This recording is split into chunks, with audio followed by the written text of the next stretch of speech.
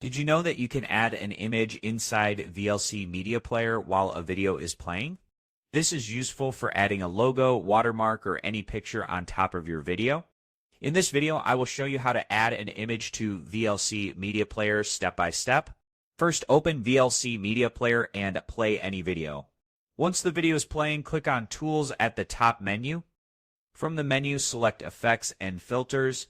A new window will open, so click on the Video Effects tab. Now go to the Overlay section. Here, check the option that says Add Logo. Click on Choose File and select the image you want to add. You can use PNG or JPG images, and PNG works best for transparent logos. After selecting the image, you will see it appear on the video instantly. You can adjust the image position using the top and left options. These changes apply in real time, so you can preview everything instantly.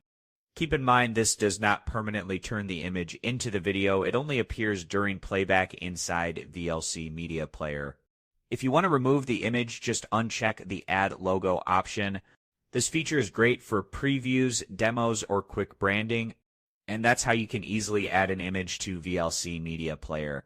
If this helped you, check out my other VLC tutorials for more simple tips. Thanks for watching, and I will see you in the next one.